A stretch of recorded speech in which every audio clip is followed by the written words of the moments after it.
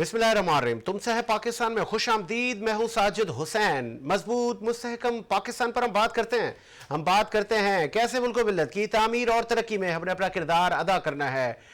तमाम जो इंटरनेशनल सर्वे हुए हैं हमारी इकनॉमी को लेकर, आज उस पर हम बात करेंगे मुल्क में बढ़ती हुई अनसर्टेनिटी की तरफ। साबिक वज़ीर आज़म इमरान खान ने भी इंदिया दे दिया है कि अब सड़कों पर फैसले होंगे। 14 मई का जो इलेक्शन का फैसला था वो भी जूं का तू है और इलेक्शन अभी भी 14 मई को होते हुए नजर नहीं आ रहे। मुज़ाकरात का सिलसिला भी चला था हुकूमत और अपोजिशन के दरमियान, जो भी पाए तकमील तक होता हुआ न पहुंचता हुआ नजर नहीं आ रहा। तमाम उम्र बात करेंगे कि मुल्क में क्या हो रहा है, क्या होने जा रहा है और हमारे बिजनेसमैन कहां खड़े हैं। स्टूडियो मेरे साथ मौजूद हैं, आप मारूफ बिजनेसमैन हैं। कई मुल्की अदवार आपने सियासत के भी देखे हैं, पाकिस्तान की इकनॉमी पे आपकी बड़ी गहरी नज़र है और मारूफ बिजनेसमैन हमारे साथ मौजूद हैं। जनाब इकबाल अडवाणी साहब, आप CEO हैं सेविंग होम के। बहुत शुक्रिया सर अडवाणी साहब, आपने टाइम दिया। मैं चाहूँगा कि स्टार्ट करते हैं। साबिक वज़ीर आज़म इमरान खान साहब ने क्या कहा है कौम से। अभी उन्होंने कौम से खिताब किया है, तो कुछ इंपॉर्टेंट एक हमने शॉट निकाला है उनका, उस पर मैं अडवाणी साहब से तजिया लूंगा। प्रोड्यूसर साहब जरा प्ले करें, खान साहब क्या कह रहे हैं। बिस्मिल्लाहिर्रहमानिर्रहीम। मेरे पाकिस्तानियों, हमारा मुल्क एक फैसला कुन तारीख के मोड़ पे खड़ा है। एक माफिया ने हमारे मुल्क के ऊपर कब्जा किया हुआ है, क्योंकि तारीखी महंगाई और अब बेरोजगारी हो रही है पाकिस्तान में। इलेक्शन हारने से ये डर रहे हैं और क्योंकि ये इलेक्शन की शिकस्त से डर रहे हैं, ये पाकिस्तान का आइन तबाह करने पर तुले हुए हैं, पाकिस्तान के सुप्रीम कोर्ट को तबाह कर रहे हैं। हर किस्म की ये चीफ जस्टिस के ऊपर और जजेस के ऊपर हर किस्म की उनके खिलाफ प्रोपेगेंडा कर रहे हैं। मैं चाहता हूं कि हफ्ते को मगरिब से 1 घंटा पहले आप अपने घरों से बाहर निकलें, अपने महलों में जाएं, या गांव में हैं तो अपने गांव में निकलें, अपने आइन को बचाने के लिए, अपने बच्चों के मुस्तकबिल को बचाने के लिए, अपने सुप्रीम कोर्ट को बचाने के लिए, अपने चीफ जस्टिस के साथ इजहार यकजहती दिखाएं। शुक्रिया जी। आपने सुना साबिक वज़ीर आज़म इमरान खान साहब ने क्या कहा। अडवाणी साहब, खान साहब कह रहे हैं आए सड़कों पे निकलें, मुल्क को बचाएं, सही कह रहे हैं। नहीं, मैंने तो पहले ही कहा था कि ये जो 14 मई का इलेक्शन है ये तो नहीं होगा।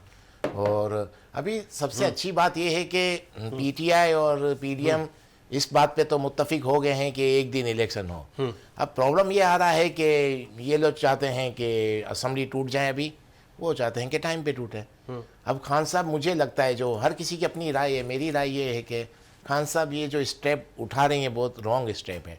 उसकी वजह ये है कि अक्टूबर में इलेक्शन होते हैं, तब भी खान साहब जीत जाएंगे। लेकिन नहीं तो सर अडवाणी साहब, सॉरी फॉर इंटरप्ट, सियासत में जिंदा भी तो रहना है। खान साहब के घर में खामोशी से बैठ जाएं?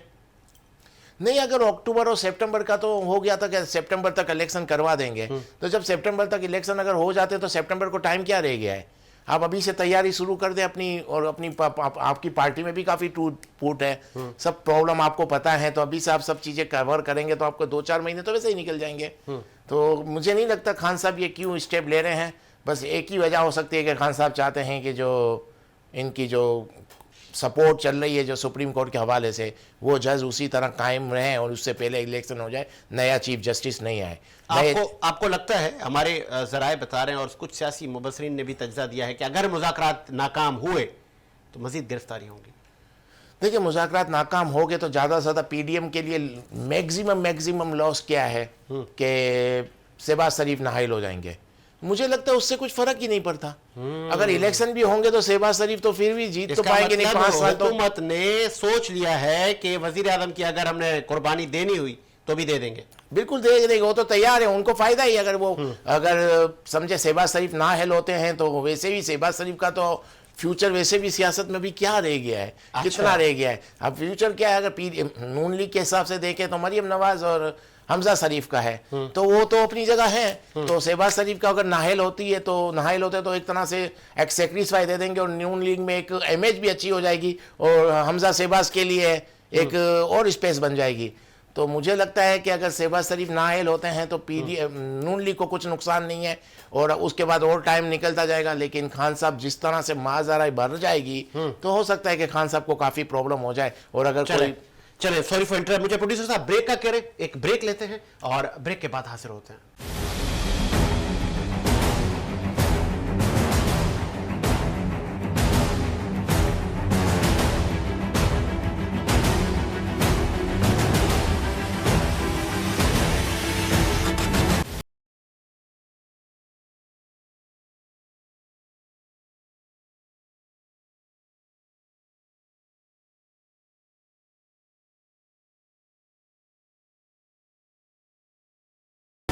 ब्रेक के बाद खुश आमदीद। प्रोग्राम को मज़ीद आगे बढ़ाते हैं और इकबाल अडवाणी साहब से, चूँकि आज हमने उनको अकेले जहमत दी है, स्पेशल शो हम उनके साथ कर रहे हैं, तो कोशिश ये है कि ओवरऑल उन पे बात हो सके कि पाकिस्तान की इकनॉमी कहाँ जा रही है। फिर एक बहुत दौरा अहमियत कर गया है, foreign minister chairman Pakistan peoples party Bilawal Bhutto Zardari sahab Bharat जा रहे हैं और गोवा में शंघाई कॉन्फ्रेंस से वो खिताब भी करेंगे।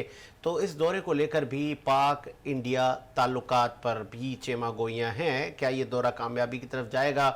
क्या इस दौरे के मुहरकात होंगे? अडवाणी साहब, बिलावल साहब सर भारत जा रहे हैं, बहुत अच्छा है, जाना चाहिए। बिल्कुल, बल्कि मैं तो कहूँगा कि पाकिस्तान को भारत से, इंडिया से ताल्लुकात अच्छे कर लेने चाहिए। क्योंकि हम जिस हाल में हम लोग हैं, मुझे तो समझ नहीं पड़ रही हम अपने पड़ोसी मुल्कों से क्यों लड़ रहे हैं। अगर इंडिया से हमारे ताल्लुकात अच्छे हो जाते हैं, अगर इंडिया से हमारी ट्रेड हो जाती है, तो आप जो महंगाई का हम लोग जो रोना रो रहे हैं उसमें काफ़ी कमी आ जाएगी। और हम इस हाल में हैं कि हमको, वैसे भी हमको कोई भी मुल्क अपने पड़ोस के मुल्कों से नहीं लड़ता। हमने पता नहीं इंडिया से ट्रेड क्यों बंद रखी हुई है। चाइना इंडिया के ताल्लुकात भी ख़राब रहे हैं, इनकी झड़पें हुई हैं, सरहद पे इनके भी तनाज़े हैं, लेकिन इनकी ट्रेड कभी बंद नहीं की। ट्रेड कर रहे हैं ये लोग। इंडिया नेपाल देख लें, कितनी सिटी इंडिया ने कब्जा कर रखी है नेपाल की। ट्रेड चल रहा है और जंग भी चलते, छोटे छोटे झगड़े चल रहे हैं, लेकिन ट्रेड चलती है। जगहों पे कब्जा है नेपाल के। लेकिन बिलावल के जाने से ये जिस ट्रेड की आप बात कर रहे हैं, जो पहले भी माजी में भी खुली थी, वो ट्रेड खुलनी चाहिए और खुलेगी। कोई इकनॉमी पे बेहतर असर रूनुमा होंगे बिलावल साहब? देखिए, अगर होती है कि नहीं होती वो एक अलग मैटर है। पाकिस्तान के कुछ ऐसे पॉलिटिकली हालात हैं, फिर इंटरनल हमारी सियासत ऐसी है, तो उसमें ज़्यादातर सियासतदान अपनी सियासत बचाने पे ज़्यादा अहमियत देते हैं, अपनी सियासत को बचाने के लिए, मुल्क के लिए नहीं सोचते। इस तरह से बताया नहीं जाता। इतना ऐसा माहौल पैदा कर दिया इंडिया के हवाले से कि कोई भी बात होती है तो लोग जज्बाती हो जाते हैं। लेकिन सच्ची बात यह है कि अगर हम इंडिया से ट्रेड करते हैं तो पाकिस्तान को बहुत फ़ायदा होगा। भले इंडिया को भी फ़ायदा हो, लेकिन पाकिस्तान को बहुत फ़ायदा होगा। और हम जिस हाल में हैं आज, हमारे लिए तो बहुत ज़रूरी है कि ट्रेड होनी चाहिए। हमें कोई भी किसी भी पड़ोसी मुल्क से ताल्लुकात ख़राब नहीं होने चाहिए। हमको सबसे अच्छे ताल्लुकात होने चाहिए। हम एक ऐसी जगह पे हैं, अगर हम सबसे ट्रेड कर रहे हैं, अफ़गानिस्तान के रूट पे अगर ट्रेड हो सकती है, ईरान से हो सकती है, इंडिया से हो सकती है, तो मुझे लगता है काफ़ी पाकिस्तान के काफ़ी प्रॉब्लम सॉल्व हो जाएंगे। आपने कहा कि वज़ीर आज़म शहबाज शरीफ साहब का मुस्तकबिल आगे आपको नज़र नहीं आ रहा। उन्होंने एतमाद का भी वोट लिया। क्या कंटेम्प्ट ऑफ कोर्ट की जो तलवार उन पर लटक रही है, ये जो एतमाद का वोट, उससे बचा पाएगा उनको या नहीं? देखिए, एतमाद के वोट से इन्होंने ये साबित किया कि अपनी एक इमेज बेहतर की कि हम हमारे साथ पूरी पार्लियामेंट और सब इन लोगों ने सबको लेकर चले हैं।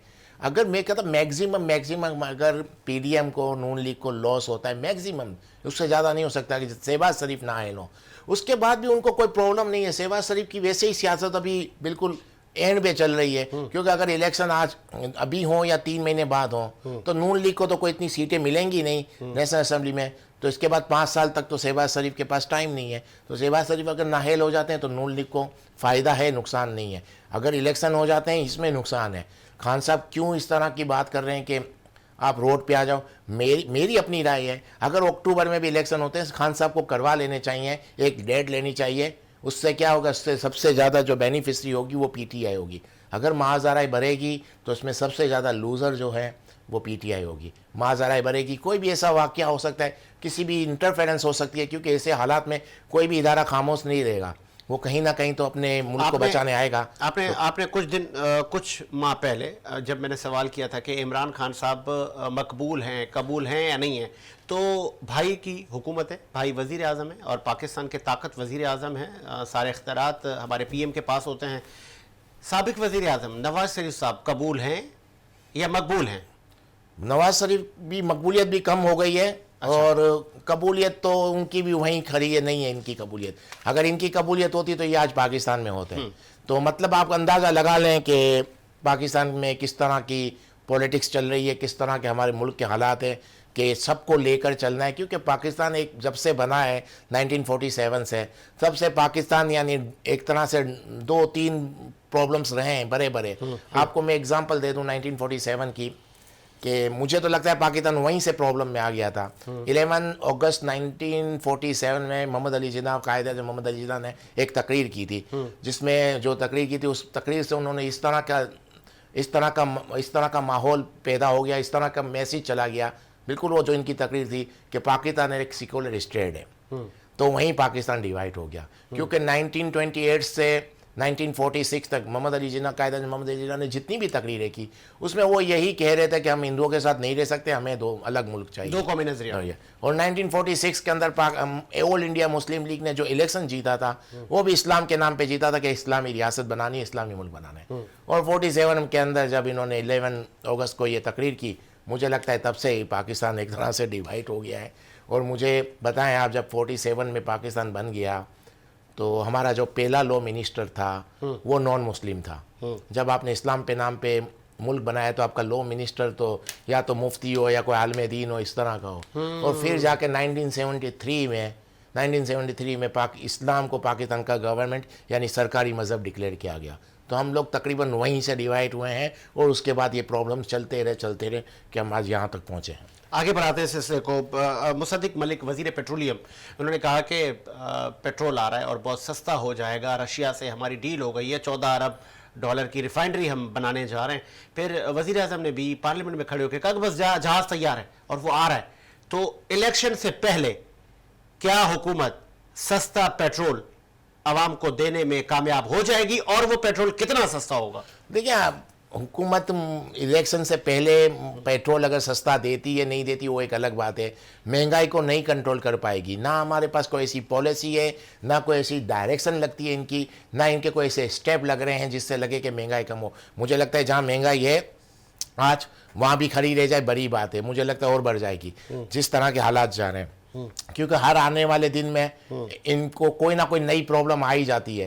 क्योंकि मुझे लगता है इन लोगों ने सियासत के ऊपर एक दूसरे को नीचा दिखाना, एक दूसरे को गलत साबित करने में ज़्यादा वक्त ज़ाया कर दिया है। कोई ऐसी पॉलिसी नहीं बनाई, और अगर पॉलिसी बना भी लिए तो उसको इम्प्लीमेंट करने की उन्होंने सोचा ही नहीं है। जिसकी वजह से आप देखो हर आने वाला दिन महंगाई बढ़ती जा रही है। हत्ता कि कितना टाइम हो गया, कितना वक्त गुजर गया, लेकिन हमारे यहाँ हालात और आने वाले दिनों में ख़राब होते जा रहे हैं। तो इसका मतलब इनके पास ना पॉलिसी है, अगर पॉलिसी है तो उस पर इम्प्लीमेंट। आपके जवाब से ये लगा कि अगर रशिया से पेट्रोल आ भी जाता है तो भी महंगाई कम नहीं होगी? नहीं, बिल्कुल मुझे नहीं लगता कि महंगाई कम हो पाकिस्तान की महंगाई अगर कम करनी है तो पाकिस्तान को इंडिया से भी ट्रेड खोलनी पड़ेगी, दुनिया से, ये पड़ोसी मुल्कों से ट्रेड करनी पड़ेगी, ये लड़ाई झगड़े सबसे बंद करना पड़ेगा, तब जाके पाकिस्तान के हालात सही होंगे। और अगर और भी आपको सही करना है कंट्रोल, तो जितने इदारे हमारे लॉस में चल रहे हैं उन सब इदारों को प्राइवेट करना पड़ेगा। अदरवाइज़ कोई ऑप्शन नहीं है पाकिस्तान अपना पाँव पे खड़ा हो।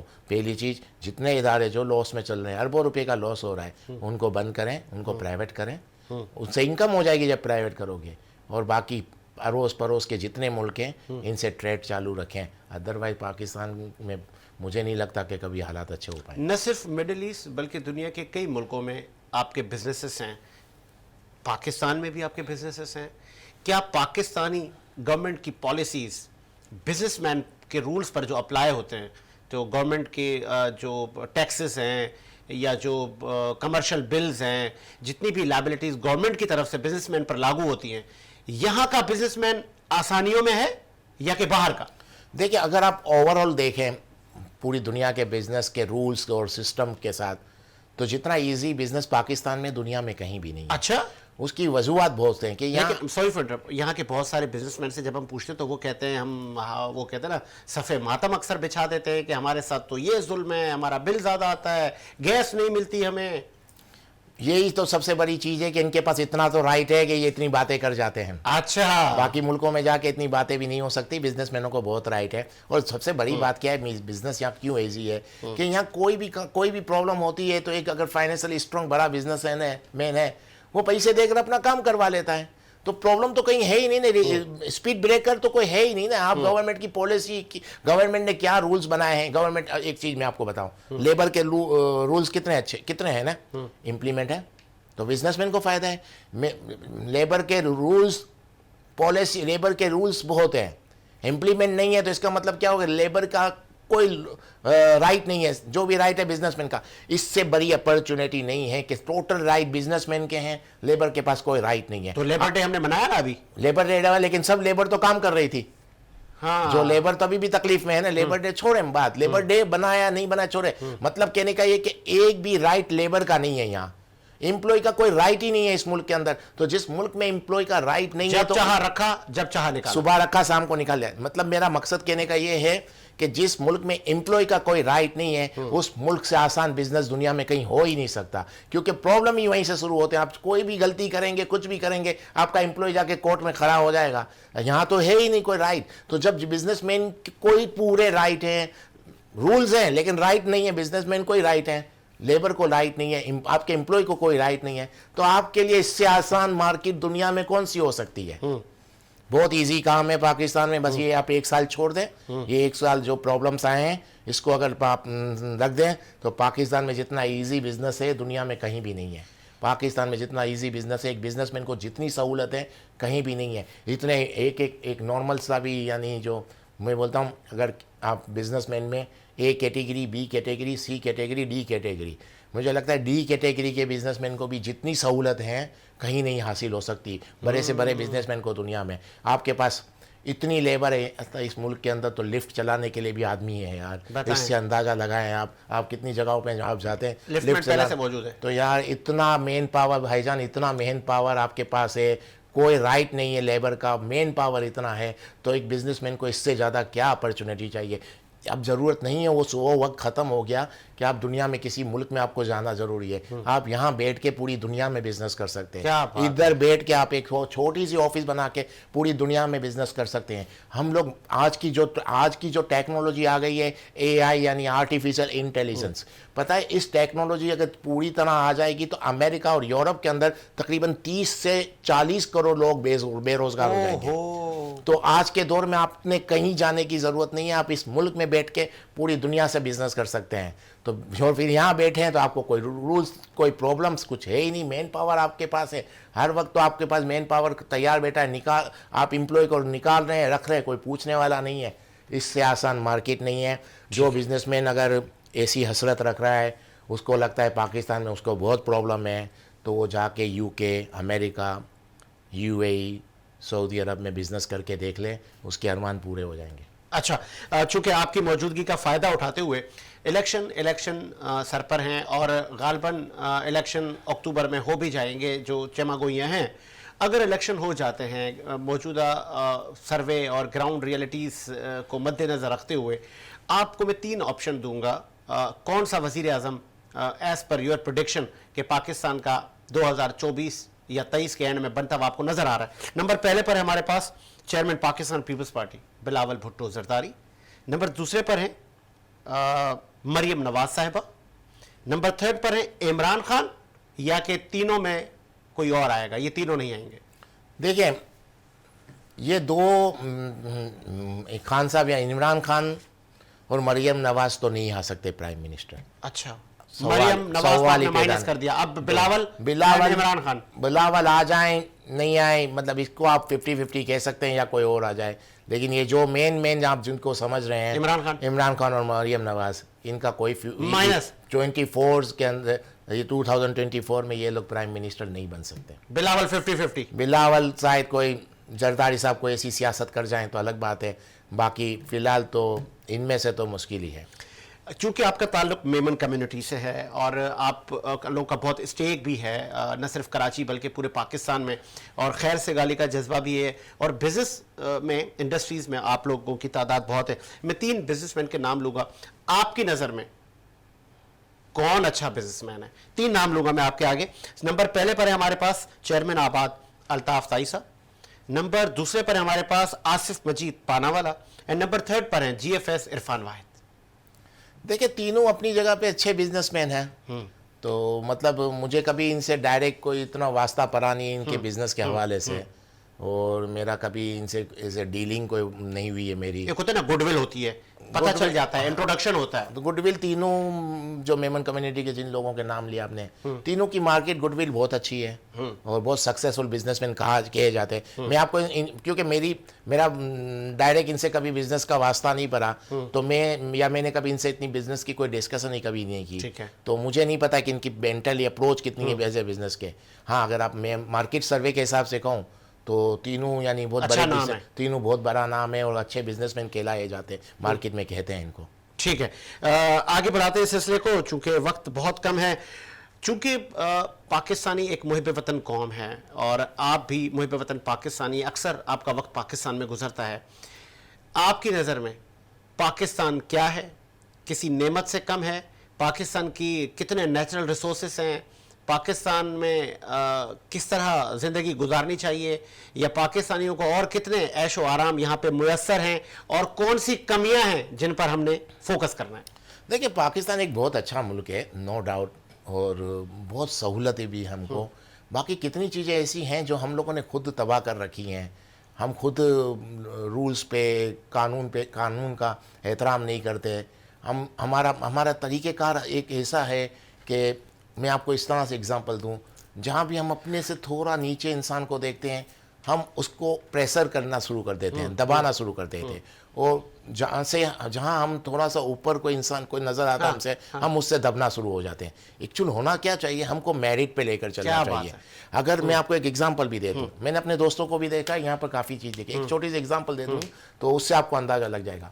एक आदमी कार में जा रहा होता है, पुलिस वाला हाथ देता है, कांच खोलता है, पुलिस वाला सलाम करके बोलता है आईडी दो, तो जो बैठा होता है वो एक ही बात करता है, मेरे को जानता है मैं कौन हूँ। ये यहाँ का सिस्टम है। हाँ, ये क्या मकसद, उसने आपसे आईडी मांगी, आपने दे दी नहीं, तो वो बेचारा घबरा गया। जैसे आगे गए, थोड़ा आगे गए तो रेंजर वाला खड़ा है, मैं को एग्जाम्पल ले रहा हूँ। रेंजर वाले ने हाथ दिया और कांच उठाया, उसने कुछ मांगा नहीं, पहले से बोलता है सर क्या आईडी दिखाऊं, सर डॉक्यूमेंट्स दूं। तो मतलब आप यही बिहेवियर आपका, जब आपसे थोड़ा ऊपर हैवी वेट आता है तो आपका चेंज हो जाता है। तो मकसद कहने का ये कि हमारा यही यहाँ पर जो तर्ज अमल है जो लाइफ का, कि हम हर चीज़ को जरा हमसे कमज़ोर नज़र आए उसको हम दबाना शुरू कर देते हैं, जो हमसे ज़रा ऊपर है उससे हम दबना शुरू हो जाते हैं। तो इस वजह से हमारा पूरा स्ट्रक्चर तबाह हो गया है। हमको सबको मेरिट पे लेकर चलना चाहिए, जो हम नहीं ले पा रहे। ये एक सबसे बड़ी प्रॉब्लम। लेकिन पाकिस्तान एक बहुत अच्छा मुल्क है, हमको जितनी सहूलतें हैं नहीं है दुनिया में। लेकिन लोगों का क्या प्रॉब्लम है कि जो ज़्यादातर बाहर गए नहीं, इधर ही हैं, तो उनको बड़ी वो लगता है कि ये बड़ा प्रॉब्लम है। कहते हैं बाहर निकलो तो पता चले। हाँ, जब आप बाहर निकलेंगे, आप यहाँ पर जिस अमाउंट से, जिस इन्वेस्टमेंट से आप इधर बिजनेस कर रहे हैं, इतनी इन्वेस्टमेंट लेकर आप जाएं, आपको पता चलेगा कि नज़र भी नहीं आएगा कि कहाँ गया। तो मकसद कहने का अच्छा मुल्क है, कुछ ऐसी चीज़ें हैं जो हम लोगों ने ख़राब की हुई हैं। हमारा रवैया ऐसा है, हमारी काम करने का तरीका, ऑनेस्टी हमको है नहीं, चीटिंग यहाँ पर एक फैशन बन गई है। वो सब चीज़ें मिला के रूल्स को हम फॉलो नहीं करते, कानून हम लोग तोड़ते हैं, और कंप्लेन हम फिर अपने मुल्क से करते हैं। हम कंप्लेन करते हैं सियासतदानों से, हम कंप्लेन करते हैं उससे। हर आदमी में खामी है, हर छोटे बड़े आदमी में खामी है। बेईमानी हम हर किसी ने करके, जिसको जितना मौका मिलता है वो कर रहा है। एक छोटा सा एक कैंटीन चलाने वाला भी कर रहा है, एक दूध बेचने वाला भी कर रहा है, एक पेंचर वाला भी कर रहा है, एक पेट्रोल पर भरने वाला भी कर रहा है। तो सब हम ऐसे ही हैं, तो किससे कंप्लेन। हाँ, शुरुआत होगी तो मतलब एक चीज़ हो सकती है। देखें, आप किसी को भी चेंज नहीं कर सकते, पहले तो ये याद रख लें। ठीक है, आप सिर्फ एक ही इंसान को चेंज कर सकते हैं, वो आप खुद हैं। आप अपने आप को चेंज करें, हर आदमी अपने आप को चेंज करे तो बहुत मुल्क अच्छा हो जाएगा, अदरवाइज तो कुछ नज़र नहीं आता। लास्ट में एक मैसेज मैं चाहूँगा, क्योंकि वोट एक कौमी फरीज़ा है और वोट देना चाहिए। हमने देखा माजी में बल्दियाती इलेक्शन हुए, ज़िमनी इलेक्शन हुए, रेशो बहुत कम था, आवाम घरों से नहीं निकली। जो था, जहाँ पे 10-10 लाख वोट पड़ा करते थे, वहाँ पे 2 लाख 3 लाख लोग निकले। तो क्या मैसेज देंगे जनरल इलेक्शन के हवाले से कि देखें, वोट देना चाहिए, लेकिन सोशल मीडिया के जरिए लोगों को इतनी अवेयरनेस आ गई है कि अब एक सोच बन गई है कि हमारे वोट की कोई वैल्यू नहीं है। पहले से एक सिलेक्शन हो जाती है, जिसने आना है तो वो आ जाता है। तो मैं जाऊं या नहीं जाऊं, फला बंदे ने जीतना है। ये एक सोच जब आपकी बन जाएगी, आपकी सोसाइटी में लोगों की ये सोच बन जाएगी, तो सीधी बात है कोई वोट देने नहीं जाएगा। वो जैसे जैसे वोट देने का रेशो कम हो रहा है, तो उसकी वजह यही है कि आपको आपकी वोट की, आपको खुद को पता है कि मेरे वोट की वैल्यू इतनी नहीं है जितनी मैं सोचता हूँ। जिसने आना है वो आ जाएगा। चले जी, इसी उम्मीद के साथ कि मेरा मुल्क शाद आबाद रहे, मुझे साजिद हुसैन को इजाजत दीजिए। मुलाकात होगी नए प्रोग्राम के साथ। अल्लाह हाफिज।